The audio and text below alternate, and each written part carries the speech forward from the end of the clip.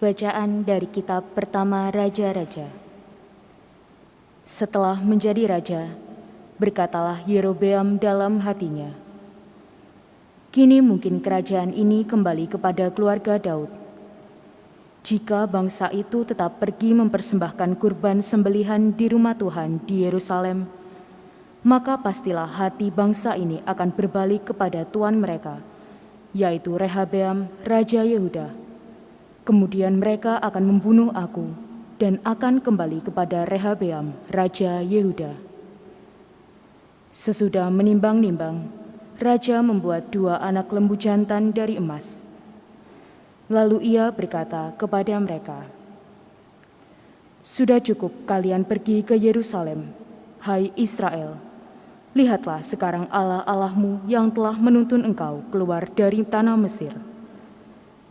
Lalu ia menaruh lembu yang satu di Betel dan yang lain ditempatkannya di Dan. Maka hal itu menyebabkan orang berdosa, sebab rakyat pergi ke Betel menyembah patung yang satu dan ke Dan menyembah patung yang lain. Yerobeam juga membuat kuil-kuil di atas bukit-bukit pengorbanan dan mengangkat imam-imam dari kalangan yang bukan dari Bani Lewi. Kemudian Yerobeam menentukan suatu hari raya pada hari yang ke-15 bulan ke-8, sama seperti hari raya yang di Yehuda. Dan raja sendiri naik tangga mezbah itu.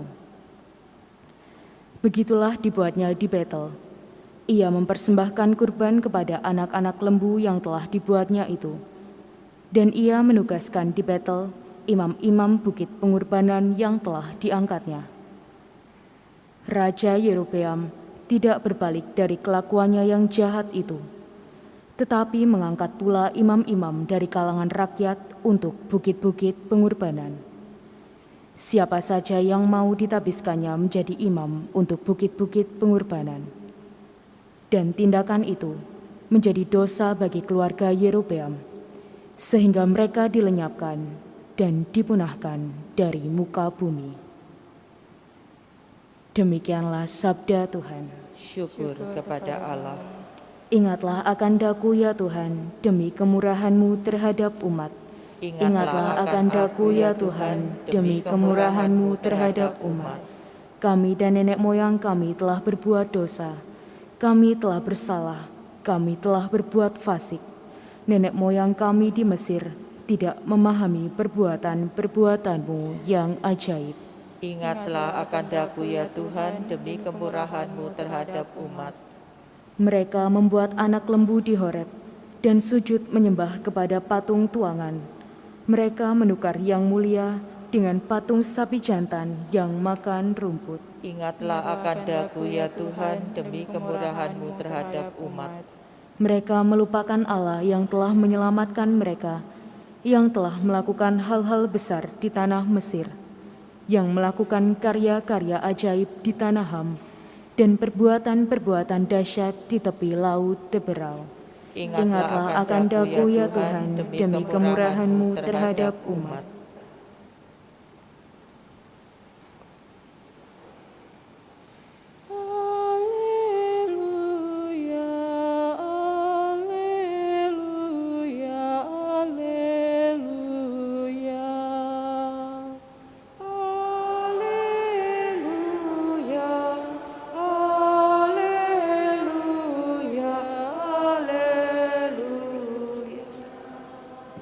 Manusia hidup bukan saja dari makanan,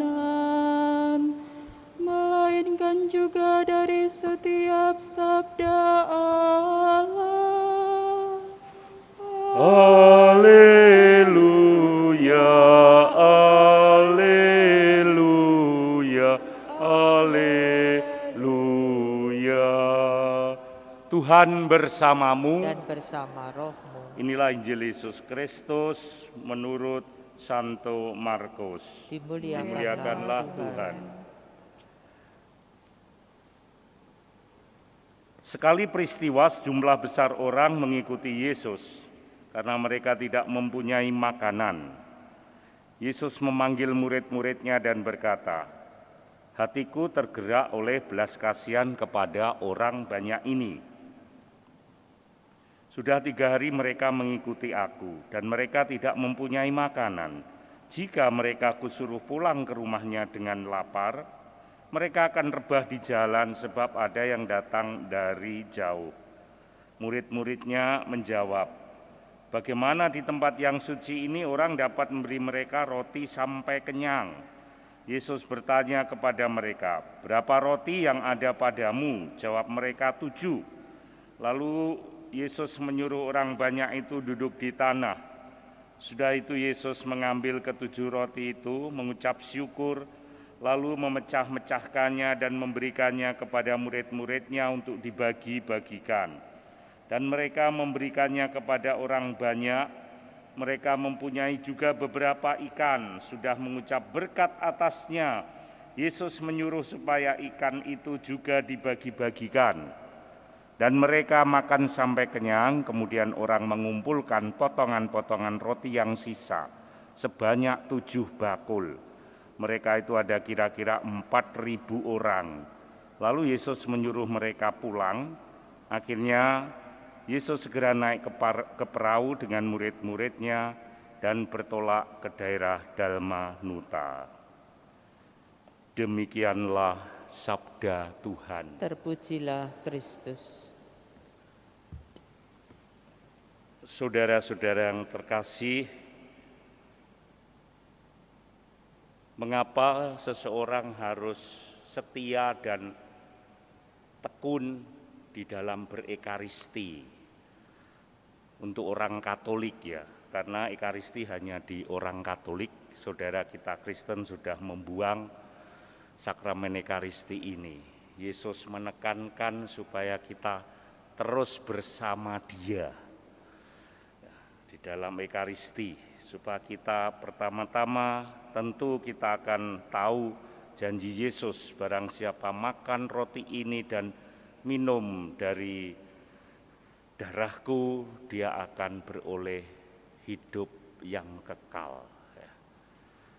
Namun sebelum kita memperoleh hidup janji Kristus itu, kita mempunyai ketekunan dan kesetiaan dalam ekaristi karena apa? Supaya kita cepat atau lambat, ya, kita makin menjadi manusia yang ekaristik.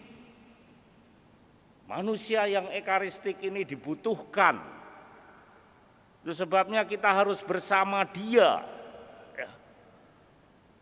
Jangan sampai sehari pun Anda tidak bersatu dengan Kristus di dalam ekaristi, karena Dia nanti akan memenuhi Anda.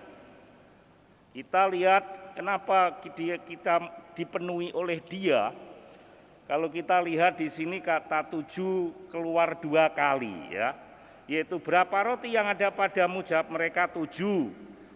Kemudian mereka makan sampai kenyang. Kemudian mengumpulkan potongan-potongan roti yang sisa sebanyak 7 bakul ya. 7 ini kata sempurna di dalam angka Yahudi ya. 7. Ada lain tetapi 7 seringkali ya. Nah, kita sempurna menjadi manusia ekaristik itu menjadi sempurna bersama Yesus. Dalam hal apa manusia ekaristik itu? Kita akan menjadi man of God. Kita menjadi manusia Allah, bukan kita jadi Allah. Mana bisa manusia jadi Allah? Man of God artinya apa? Kita adalah manusia yang harus memiliki karakteristik dan sifat-sifat Allah. Itu manusia Allah. Kalau kita setiap hari berekaristi kita tidak menuju ke sana, perlu dipertanyakan ekaristimu itu. Itu apa aku setiap hari kalau tidak menjadi manusia yang makin ekaristik, manusia ekaristik. Man of God. Manusia Allah. Yang kedua, kita harus makin menjadi man of prayer. Manusia yang berdoa. Supaya kita menjadi yang pertama manusia rohani, manusia spiritual. Bukan manusia daging. Kalau kita sudah bersama Yesus, menerima Dia, kita tidak lagi menjadi manusia daging. Emang kalau gitu enggak bisa, enggak mati Romo, enggak makan, ya bukan gitu. Tapi jangan kehidupan kita hanya diarahkan kepada yang material daging. Loh, Yesus yang ngomong sendiri kok. Manusia tidak hanya hidup dari roti saja, tetapi dari setiap firman yang keluar dari mulut Allah. Dia menjamin kita, ya. Dia memberikan kepada kita. Kenapa? Dia Allah, ya. Bisa memberikan semuanya itu. Ya. Kita harus menjadi di tengah keramaian dunia ini, kita harus menjadi yang pertama-tama dalam hal rohani. Man of prayer, manusia yang berdoa, manusia pendoa. Mungkin di tengah-tengah keramaian kesulitan ini, apakah kita menunjukkan sebagai manusia yang rohani? Artinya manusia yang selalu berkomunikasi dengan Allah setiap hari agar kita dapat menjalankan kehendak Allah, bukan kehendakku. Yesus selalu menjadi manusia pendoa, dari mana-mana sampai capek dia selalu pergi sendirian untuk berdoa kepada Bapaknya. Ada banyak bukti di dalam firman. Sebagai manusia Allah jelas itu karakteristik dan sifat Yesus kayak Allah. Yaitu apa? Penuh kasih. Dan yang terakhir kita harus menjadi man for the others. Menjadi manusia bagi yang lain. Artinya kita bukan hanya kasihan, tetapi kita tergerak melakukan sesuatu ketika melihat orang lain menderita. Itu kita menjadi man for the others. Kayak Yesus melihat orang banyak mengikuti Dia, lapar mereka. Dia punya bela rasa. Dan itu bersifat universal. Untuk siapapun manusia itu, ketika aku melihat dia menderita, hatiku tergerak oleh belas kasihan. Tuh, itu kriteria kalau Anda ingin mengukur apakah aku itu berekaristi sudah setiap hari dengan setia, apakah aku semakin menjadi manusia ekaristik. Kalau tidak, pasti ada yang salah. Kalau Allahnya salah, tidak mungkin. Yesusnya salah, no. Yang salah ada di dalam diri kita. Mungkin motivasi kita tidak benar. Bisa terjadi dan Allah tahu itu. Maka engkau tidak semakin tumbuh menjadi manusia yang ekaristik. Engkau akan malah menjadi manusia yang egoistik. Bahaya ini kalau sudah jadi egoistik. Saudara-saudara, mari kita mohon agar dalam perayaan Ekaristi ketekunan dan kesetiaan kita menjadikan kita manusia yang semakin penuh kasih dan punya bela rasa. Kita akan mau dengan ketekunan dan kesetiaan kita menjadikan kita adalah manusia-manusia ekaristik yang dibutuhkan oleh dunia di mana kita tinggal, menjadi man of God, menjadi man of prayer, dan menjadi man for the others. Tuhan memberkati kita sekalian.